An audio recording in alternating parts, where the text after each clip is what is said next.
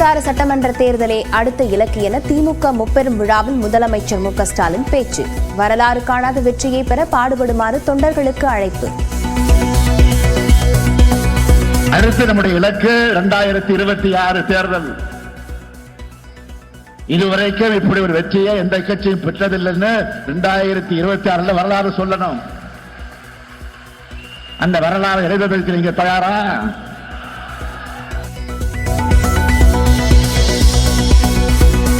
மாநில சுயாட்சியை வென்றெடுப்போம் என திமுக பவள விழாவில் முதலமைச்சர் மு க ஸ்டாலின் சூளுரை.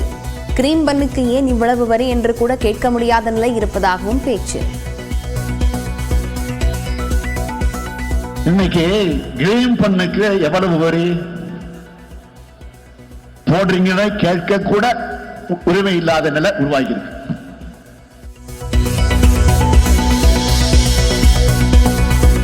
AI தொழில்நுட்பம் மூலம் முதலமைச்சர் மு க ஸ்டாலினுக்கு வாழ்த்து கூறிய மறைந்த முன்னாள் முதலமைச்சர் கருணாநிதி.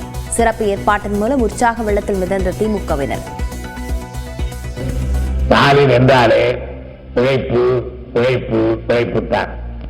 கழக களப்பணியில் 55 ஆண்டுகளாய் அயராது உழைக்குபவர்.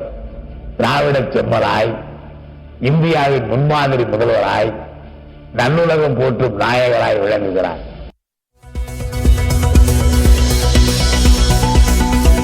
உதயநிதி ஸ்டாலினை துணை முதலமைச்சராக அறிவிக்க வேண்டும். திமுக முப்பெரும் விழாவில் முன்னாள் மத்திய அமைச்சர் பழனி மாணிக்கம் கோரிக்கை. உதயநிதியை துணை முதலமைச்சர் ஆக்க வேண்டாமா? பேராசிரியரை விட பெரிய மனிதர்கள் நாங்கள் யாரும் இங்கே இல்லை. பேராசிரியர் தலைவர் தளபதி அவர்களை எவ்வளவு பெரிய மனத்தோடு துணை முதலமைச்சராக ஏற்றுக்கொண்டார்கள்.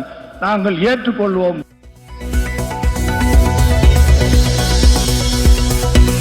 ஜம்மு காஷ்மீரில் 10 ஆண்டுக்கு பின் இன்று சட்டப்பேரவையில் தேர்தல். முதற்கட்டமாக 24 தொகுதிகளில் காலை 7 மணி முதல் வாக்குப்பதிவு.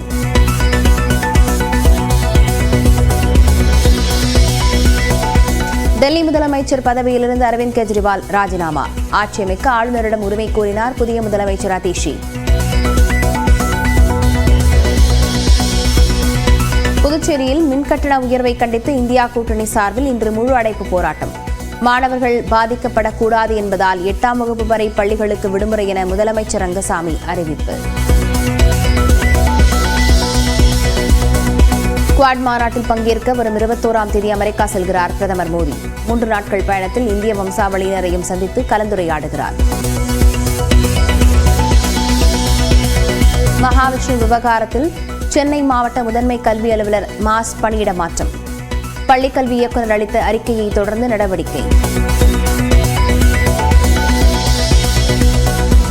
விடுதலை சிறுத்தைகள் கட்சியின் மது ஒழிப்பு மாநாட்டில் அதிமுக பங்கேற்குமா? முறையாக அழைப்பு விடுக்கப்பட்டால் நிர்வாகிகளுடன் ஆலோசித்து முடிவெடுக்கப்படும் என எடப்பாடி பழனிசாமி பேட்டி.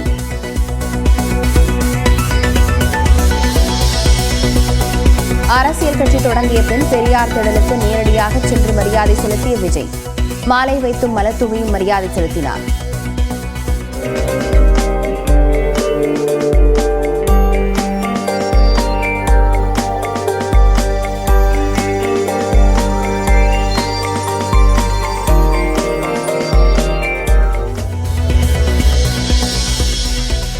விஜய் அரசியலில் திராவிட சாயல் உள்ளதாக பாஜக மூத்த தலைவர் தமிழிசை விமர்சனம். விளிம்பு நிலை மக்களுக்கானவர் என்பதை உணர்த்துவதாக விசிக தலைவர் திருமாவளவன் பாராட்டு.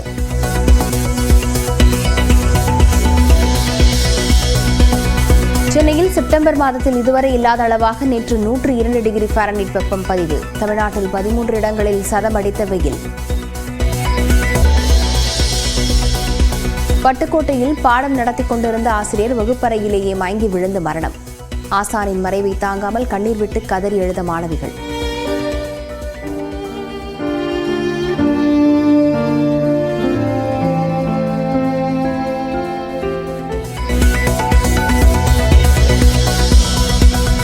புரட்டாசி பௌர்ணமியொட்டி திருவண்ணாமலையில் குவிந்த லட்சக்கணக்கான பக்தர்கள் கிரிவலம் வந்து அண்ணாமலையாரை வழிபட்டனர்.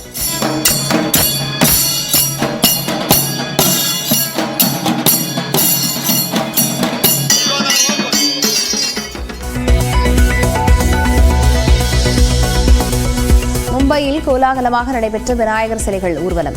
பக்தர்கள் புடைசூழ எடுத்துச் செல்லப்பட்ட சிலைகள் கடலில் கரைப்பு.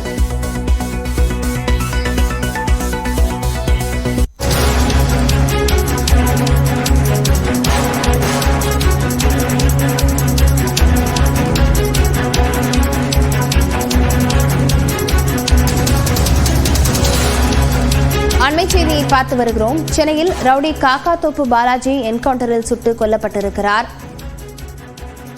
இது தொடர்பான விவரங்களுடன் செய்தியாளர் கோகுல் இணைந்திருக்கிறார். கோகுல், காவல்துறை தரப்பில் என்ன சொல்லப்பட்டிருக்கிறது இந்த என்கவுண்டர் தொடர்பா?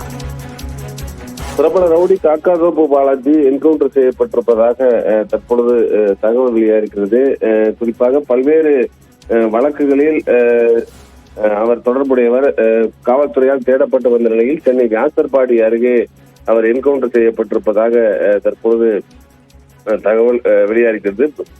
குறிப்பாக புலவர் பஜார் மாவட்டம், அதாவது காவல் மாவட்டத்தைச் சேர்ந்த பிரபல ரவுடியான காக்காத்தோப்பு பாலாஜி சரித்திர பதிவேடு குற்றவாளியாக இருந்தார். பல்வேறு கொலை மற்றும் ஆட்கடத்தல் உள்ளிட்ட பல்வேறு வழக்குகள் நிலுவையில் இருக்கக்கூடிய நிலையில வியாசர்பாடி PND குடியிருப்பு அருகே என்கவுண்டர் செய்யப்பட்டிருப்பதாக முதற்கட்ட தகவல் வெளியாகிறது. காக்காத்தோப்பு பாலாஜியுடைய உடல் ஸ்டான்லி மருத்துவமனையில் இருப்பதாகவும் தகவல் கிடைக்கப்பட்டிருக்கிறது.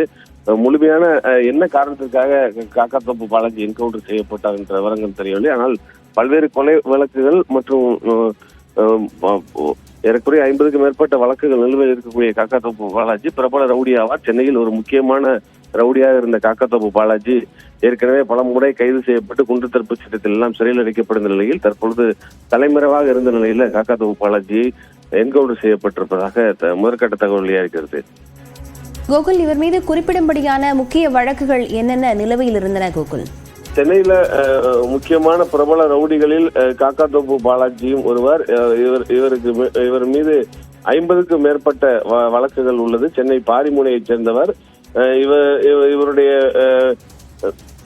இவர் பின்புலத்தில், அதாவது சென்னை மட்டுமல்லாமல் வெளி மாவட்டங்கள்ல கொலை, ஆள்கடத்தல் உள்ளிட்ட வழக்குகளும், அதே போல முக்கிய ரவுடியான செய்திமொழியோடு கூட்டாளியாக எல்லாம் இருந்திருக்கிறார். தொடர்ந்து கட்ட பஞ்சாயத்து உள்ளிட்ட பல்வேறு வழக்குகள் இவர் மீது நிலுவையில் இருக்கிறது. தொடர்ந்து, அதாவது சென்னை தேனாம்பேட்டை அருகே பெட்ரோல் குண்டு வீசிய வழக்குகள் எல்லாம் இவர் மீது இருக்கிறது. காக்காத்தோப்பு பாலாஜி ஒரு முக்கியமான பிரபல ரவுடியாக சென்னையில் வலம் வந்தவர். அவரை இன்று காலையில என்கவுண்டர் செய்திருப்பதாக, அதிகாலையில் என்கவுண்டர் செய்திருப்பதாக தற்போது தகவல் கிடைக்கப்பட்டிருக்கிறது. வியாசார்பாடி PND குடியிருப்பு அருகே இந்த என்கவுண்டர் நடந்திருப்பதாக முதற்கட்ட தகவல் வெளியாகிறது. காக்காத்தோப்பு பாலாஜியுடைய உடல் ஸ்டான்லி மருத்துவமனையில் இருப்பதாகவும் தற்போது தகவல் கிடைக்கப்பட்டிருக்கு. கோகுல், இவரை பிடிக்கும் பணியில காவல்துறையினர் எத்தனை பேர் ஈடுபட்டிருந்தார்கள்? தற்போது எந்தெந்த காவலர்கள் தற்போது இந்த என்கவுண்டர் சம்பவத்தில் ஈடுபட்டிருப்பதா தெரிவிக்கப்பட்டிருக்கு? நிச்சயமா என்கவுண்டர் சம்பவத்தை காவல்துறையினர் உறுதி செய்திருக்கிறார்கள். ஆனால் என்ன நடந்தது என்ற முழு விவரம் கிடைக்கப்பெறவில்லை. ஆனால் காக்காத்தோப்பு பாலாஜியை காவல்துறையினர் பிடிக்க சென்ற போது இந்த என்கவுண்டர் சம்பவம் நடந்திருப்பதாக தகவல் மட்டும் உறுதி செய்யப்பட்டிருக்கிறது. தொடர்ந்து காக்காத்தோப்பு பாலாஜி அந்த பகுதி, அதாவது சென்னை வடசென்னை பகுதிகளில் ஒரு முக்கியமான ரவுடியாக இருந்த நிலையில இந்த என்கவுண்டர் சம்பவமானது நடந்திருக்கிறது. இந்த நாட்டு வெடிகுண்டு வீசிய, கார் மீது நாட்டு வெடிகுண்டு வீசிய வழக்கு உள்ளிட்ட பல்வேறு வழக்குகள் காக்காத்தோப்பு பாலாஜி மீது நிலுவையில் இருந்த நிலையில அவர் தற்போது கைது செய்யப்பட்டிருக்கார். அதாவது சம்பவ சந்தீர் உள்ளிட்ட பிரபல ரவுடிகளோடு இவருக்கு தொடர்பு இருப்பதாக கூறப்பட்ட நிலையில தற்பொழுது இவர் என்கவுண்டரில் கொலை செய்யப்பட்டிருக்கார்.